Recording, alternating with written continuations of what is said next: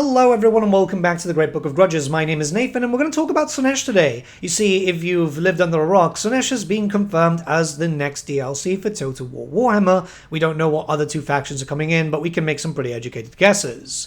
There's some pretty exciting stuff, Dakala the Denied One being one of them, and some brand new units like, for example, the Pleasure Seekers and the all-new Champions of Slaanesh. Now, I do want to talk about a few things that I'm kind of hoping come alongside this, because I have big expectations. The Slaanesh faction is, of course, my favorite when it comes to the Warhammer franchise, and I want to see it as detailed, if possible, as the Nurgle faction got in Thrones of Decay. So yeah, let's just jump right in. I want to talk about a few things. Alright, so we're going to talk about a few things, the first being the Champions of Slaanesh. These are a brand new unit. It is confirmed that they are a unit and not a hero option, which is pretty interesting considering that this is coming off from the Majestics model from way back in the day. We don't have really a lot of details, but an educated guess would say that this would be the Slaanesh version of, say, for example, the Wrathmongers, so it would be like an aspiring champion unit in that regard. I imagine with a singular hand weapon or maybe additional hand weapons considering the multiple arms, so yeah, you know, anti-infantry but still kind of heavy hitting, kind of fast.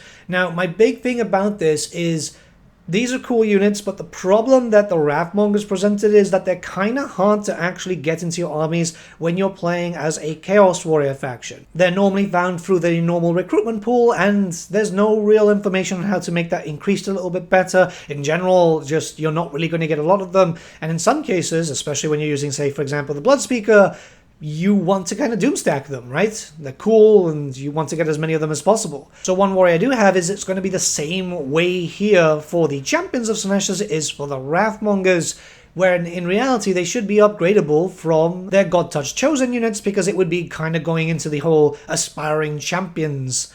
It's probably something that we might not see, but I do hope that Creative Assembly are taking that into account. It sucks really badly that you just can't really get full armies without wasting a lot of time for Skull Reapers and Wrathmongers, and these are a unit that I imagine Slaanesh could heavily benefit from. We still have to wait and see how they actually perform, but yeah, you know, from what I can imagine, from what they look like, it's going to be very hard-hitting. So the Boob Snakes are coming in, and we don't know exactly what they're going to be called, because their old name was actually Steed of Slaanesh, but obviously we have Steeds already. My big question here is, are we going to get a mortal version? Because, as we are aware, Pleasure Seekers are coming in, they've got a very heavy claw, and then the other claw looks like they're going to have shields.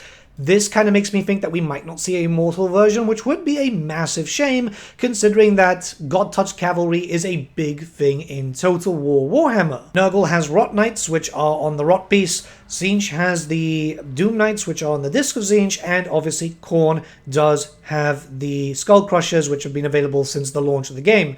Slaanesh technically already has some God-Touched Cavalry with the Marauders, the Marked Marauders on top of Steeds of Slaanesh, but these Boob Snakes, so let's just call them, I don't know, Demonic Steeds or whatever, just to have a bit of a distinction, you know, it would be a massive shame if these guys were lost out, especially again going with the upgrade system, as every other mono-god faction for the Warriors of Chaos does actually have their God-Touched mounts available there. It's a big thing which I'm just kind of concerned about, as the unit was confirmed that the mount wasn't, and naturally I know how this is going to be, right? They're going to take some time to confirm everything.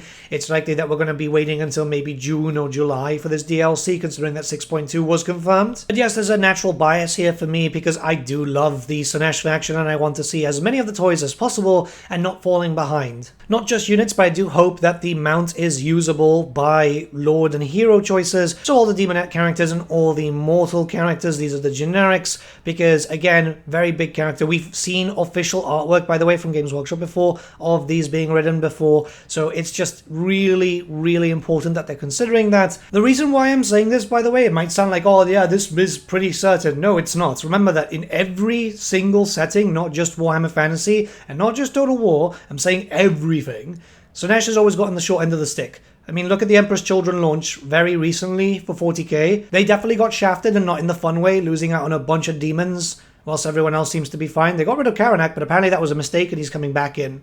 So it's like, okay, I need to go on the defensive here. We're still missing a Chaos Sorcerer Lord and a Exalted Champion of Slaanesh, so hopefully the champion looks quite interesting. I'm not sure what could happen here, considering that naturally we've gotten what would have been the hero choice as a unit choice.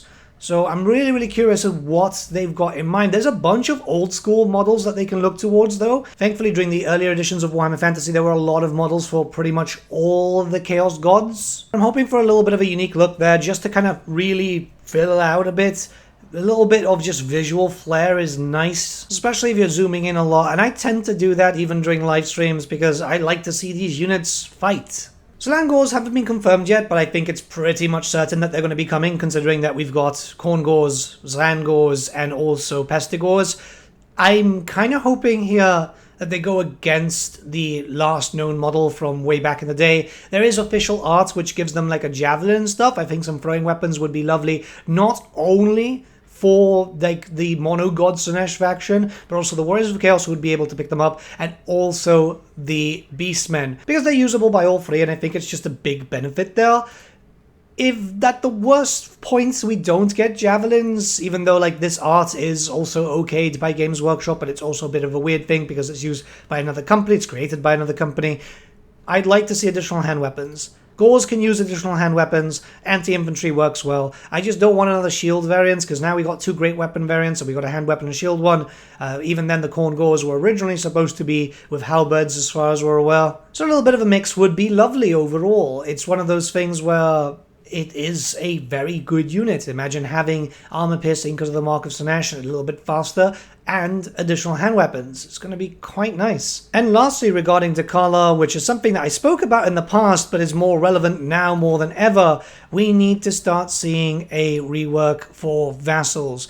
We know that she dominates other factions. There's going to be something similar to the Seduction, but maybe a little bit different. We'll get more information when they start doing more blogs on Slaanesh. But yeah, now more than ever, if we're going to start seeing more domination style things, a proper Vassal AI rework needs to be done. Mechanically also, it needs to be good. It needs to actually feel the part, and it's about time that that baseline was improved for Total War as a whole.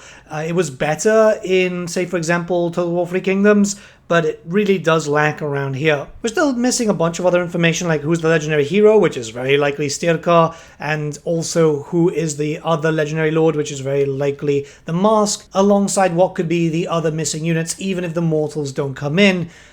I am kind of open to that. I mean, Stirkar is kind of like expected at this point. The Mask, same.